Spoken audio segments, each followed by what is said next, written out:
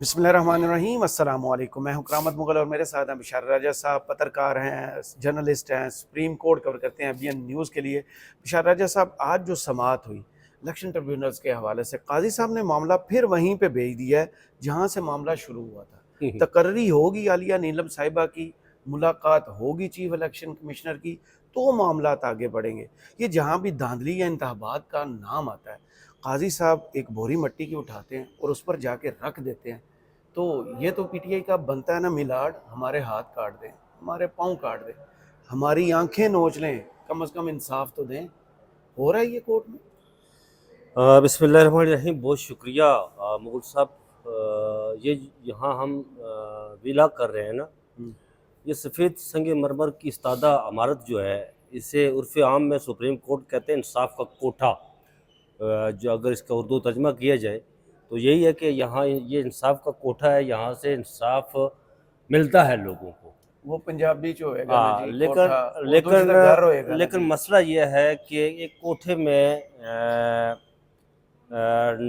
घुंघरू बांध कर वो जो अजीम जो दानश्वर थे, सादत सादत हसन मंटो, वो बहुत सारी ऐसी चीज़ें लिखते थे, तो उस पर भी इतराज़ लगाया जाता था कि ये फौश किस्म का नावल लगा रहे हैं, अफसाने लिखता है। जेल जाना पड़ा जेल था। जाना पड़ा, लेकिन वो उन्होंने लिखा ठीक था। 76 साल से 76 साल से अदलिया बांधी है, घुंघरू बांधे हुए हैं, ये नाच रही है, ताकतवर के इशारों पर नाच रही है। ताकतवर के इशारों पर नाचने वाले इंसाफ फराहम नहीं किया करते। अब तो हालत ये हो गई है कि घुंघरू भी नाचते नाचते टूट गए। ओह, हालत ये हो गई है। थक नहीं गए? नहीं, जब वो थकते हैं तो उन्हें दुर्रा मारा जाता है और कहते हैं उठ नाच, अनारकली उठ नाच। वो फिर नाचना शुरू कर देती है। हुआ कुछ यूँ कि फ़िलहाल मैं समझता हूँ कि जो हुकूमत पाकिस्तान की जो स्ट्रेटजी थी वो कामयाब रही। अच्छा। वो इसलिए कि सुप्रीम कोर्ट ने इलेक्शन कमीशन ऑफ पाकिस्तान का नोटिफिकेशन और लाहौर हाई कोर्ट का नोटिफिकेशन भी मुअत्तल कर दिया। फैसला लाहौर हाई कोर्ट का फैसला जो था, जी जी। नोटिफिकेशन ये था इलेक्शन कमीशन ऑफ पाकिस्तान का कि उन्होंने पहले वो 8 जजेस के नाम भेजे, 2 उसमें उन्होंने इलेक्शन ट्रिब्यूनल में तैनात कर दिए, 6 वापस कर दिए लाहौर हाई कोर्ट के। जी ये हमें पसंद नहीं है, हमें अपनी मर्जी के जज दें। इंसाफ भी मर्जी का और जज भी मर्जी का। फिर दोबारा वही आए, लाहौर हाई कोर्ट ने वो भेजे नहीं है, तो किताबों तो ही लाहौर हाई कोर्ट ने भेजे नहीं है। लाहौर हाई कोर्ट ने कहा जी कि यही इलेक्शन ट्रिब्यूनल के जज यही होंगे। फिर उन्होंने ये किया कि जी इन्होंने उसको मानने से इनकार कर दिया। फिर ये आए सीधे सुप्रीम कोर्ट में, चीफ जस्टिस साहब ने शायद कहा कि मेरे पास लाओ तो मैं इंसाफ देवांगा।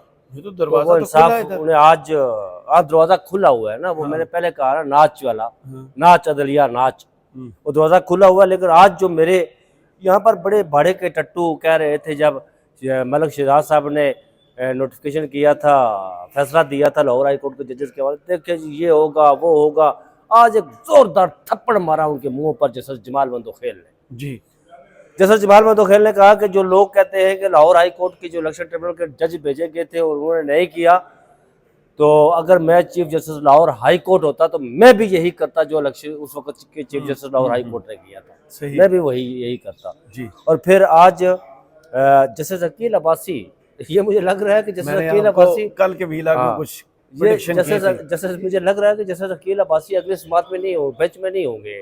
ये कभी चीफ जस्टिस के साथ किसी बेंच का हिस्सा नहीं होंगे। उसकी वजह ये है कि उन्होंने आज कहा जी कि इलेक्शन कमीशन ऑफ पाकिस्तान के वकील से कहा जी कि election commission of Pakistan high court के फैसलों का मानने का पाबंद है। उन्होंने कहा जी कि इलेक्शन कमीशन ऑफ पाकिस्तान के वकील ने कहा जी कि मैं चाहता हूँ कि अदारों में तवाज़ुन हो। उन्होंने कहा आप किस तवाज़ुन की बात कर रहे हैं? आप इस तवाज़ुन की बात कर रहे हैं कि हाई कोर्ट आपके फैसलों को माने? ये तो नहीं हो सकता ना। आज की मैन ऑफ दी, आज की समात के मैन ऑफ दी मैच जो थे ना, वो जस्टिस अकील अब्बासी थे। वो फैसला जिस तनासब से आया, वो जब रिटर्न आर्डर आएगा तो फिर देखा जाएगा कि शायद जस्टिस अकील अब्बासी ने उनसे इख्तिलाफ किया हो या जस्टिस जमाल बंदोखेल ने उनसे इख्तिलाफ किया हो। इलेक्शन कमीशन के किरदार से मुतमिन थी कोर्ट?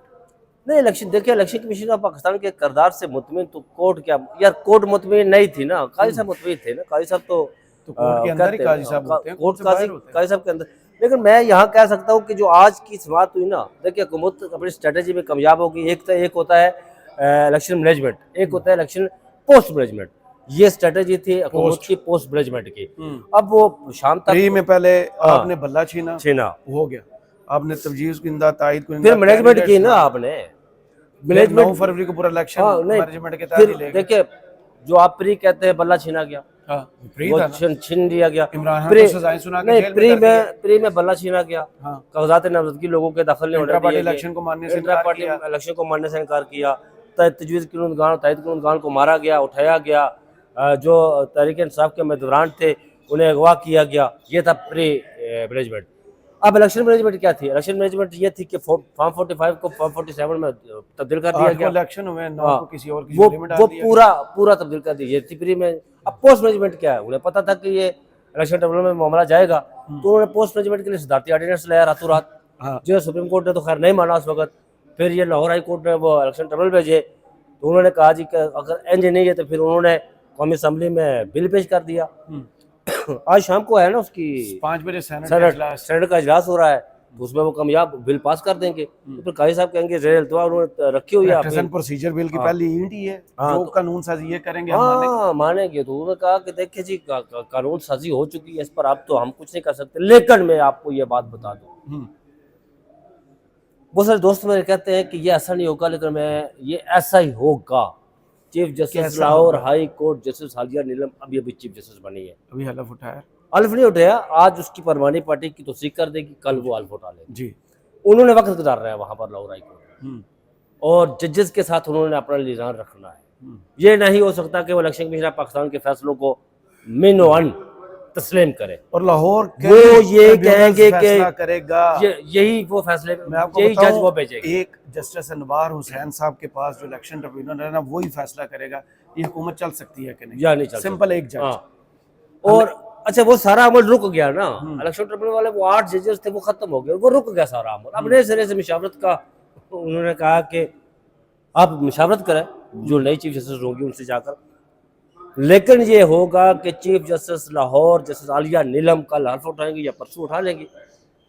उसके बाद उन्होंने वहाँ पर वक्त गुजारना है, जजेस के साथ उन्होंने टाइम गुजारना है, सीनियर जजेस के साथ या जितने भी हैं, तो वो ये कह सकती है इलेक्शन कमीशन ऑफ पाकिस्तान को कि जी यही जजेस है, यही नाम मैं देती हूँ।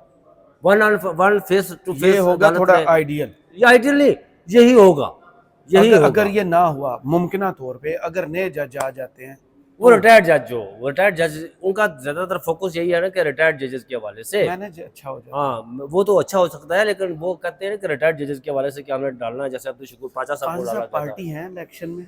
अच्छा जस्टिस जमाल मंदोखेल ने एक और आज बड़ी खूबसूरत बात, वो बात ये थी कि उन्होंने कहा कि आप हर देखिए यार फ्रीक तो दो होते हैं ना, एक फ्रीक होता है और दूसरा फ्रीक होता है।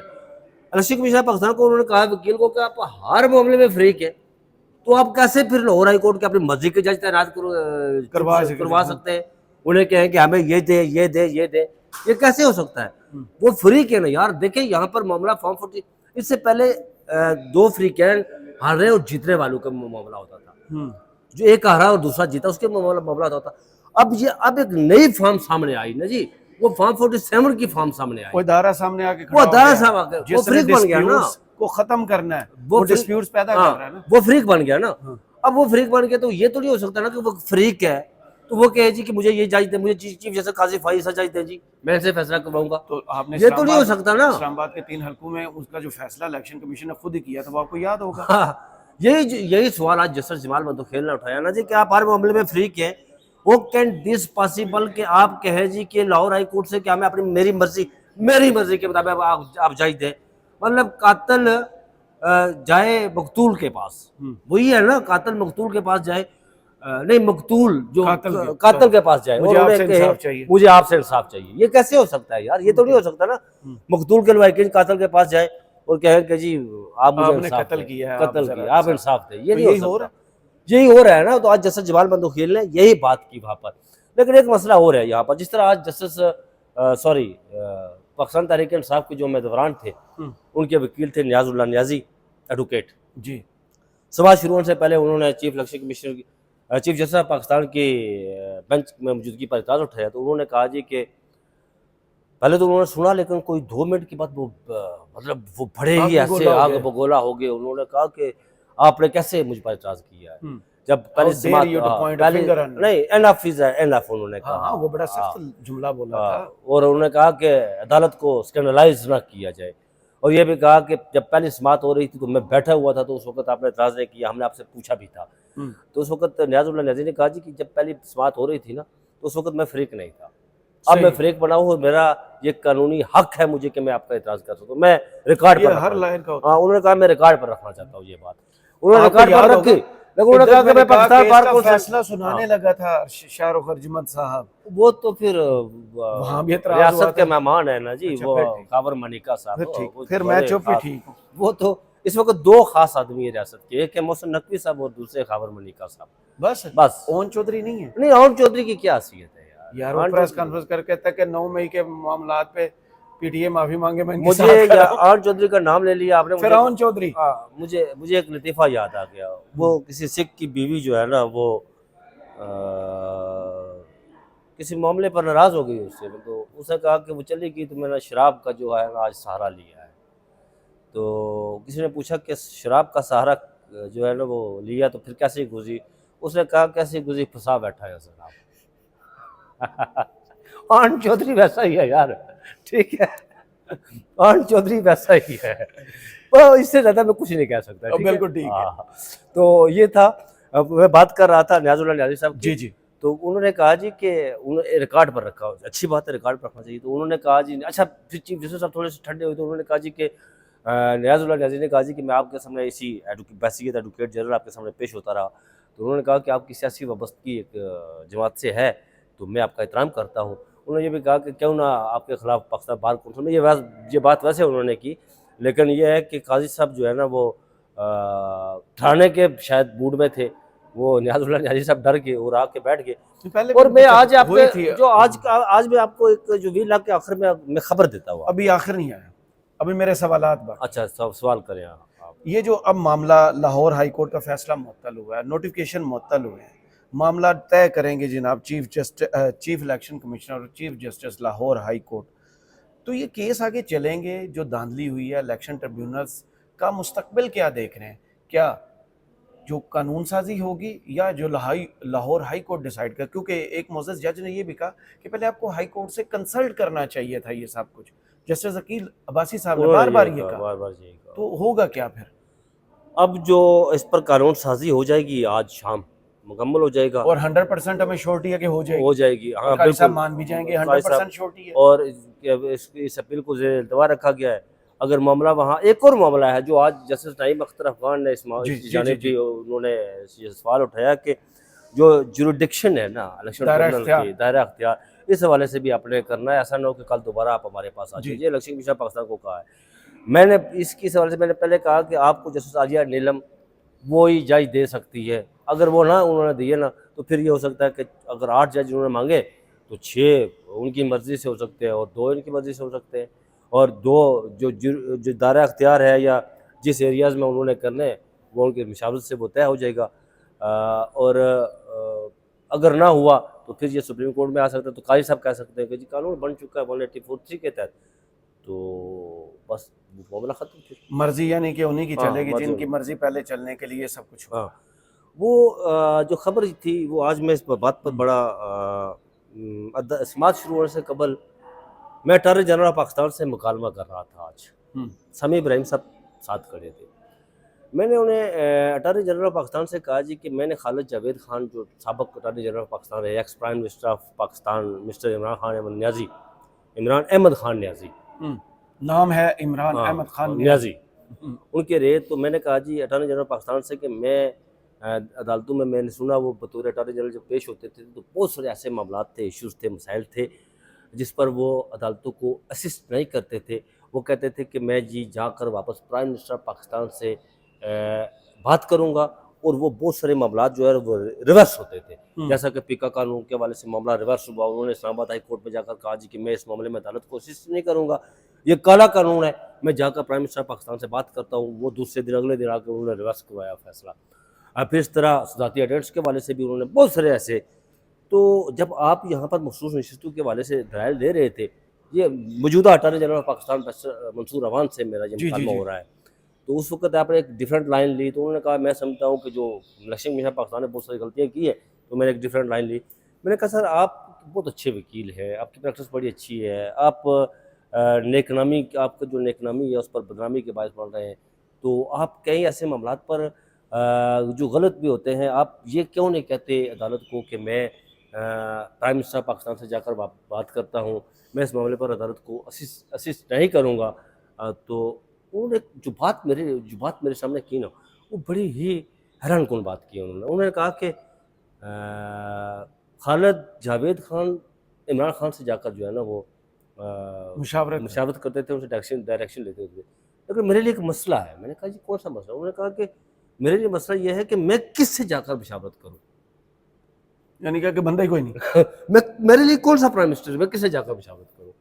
ये बात उन्होंने जब की ना, तो मैं इसे कहते हैं मुख्तसर और जामे। फिर मैं उन्हें कहने लगा था कि सर फिर आप जो है ना वो सॉरी कर लें, माजरत कर लें, और आप अपनी प्रैक्टिस करें प्राइवेट। तो मैं ये बात अभी मुंह से निकालने वाला था तो शोर पड़ गया, ये अदालत आ गई ना, तो फिर हम सारे खड़े हो गए, जनाब अदालत आ गई।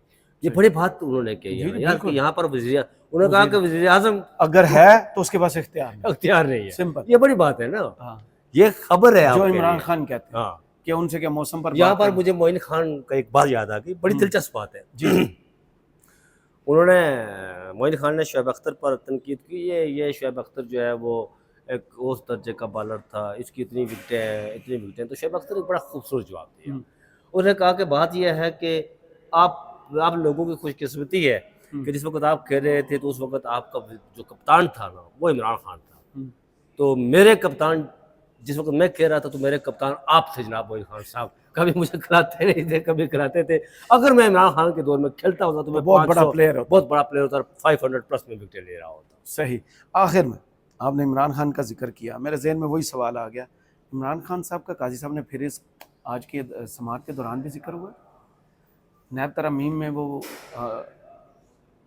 पटिशनर है? नहीं, नैब अमेंडमेंट में वो पटिशनर तो लेकिन जिक्र इस केस के दौरान हुआ जब ये बात हुई, अदम इत्मीनान का इजहार किया कि आप पर हमें ट्रस्ट नहीं है, तो उन्होंने कहा अगर आपके क्लाइंट को भी क्लाइंट को इस हवाले से बात हुई है कि आपके क्लाइंट को भी ट्रस्ट नहीं, तो वो तो हक है उनका, ये बात हुई है आज। लेकिन वो सिर्फ अडियाला जेल को क्लाइंट की बात हुई है, क्योंकि नियाज़ुल्लाह नियाज़ी का मैं उनका जो है ना वो क्लाइंट वकील हूँ उनका, और उनका ये कहना था कि हमें जो है ना वो ये नहीं था, मैं इसलिए आप पर एतमाद का इज़हार करता हूँ। तो ये बात ही तो उन्होंने कहा जी कि ये उनका हक है, लेकिन इससे आगे बात बढ़ी नहीं। सही। चलें, बहुत शुक्रिया बिशार राजा साहब आपके वक्त का, क्योंकि काजी साहब ने मामला सुलझाने के बजाय एक नोटिफिकेशन और एक फ़ैसले को मुअत्तल करके मज़ीद उलझा दिया, और आने वाले दिनों में पता चलेगा कि धांधली का मामला और कितनी संगीनी इख्तियार करता है। करामत मुगल को इजाज़त दीजिए, कमेंट्स बॉक्स में ज़रूर बताइएगा वीडियो आपको कैसी लगी। अल्लाह हाफ़िज़।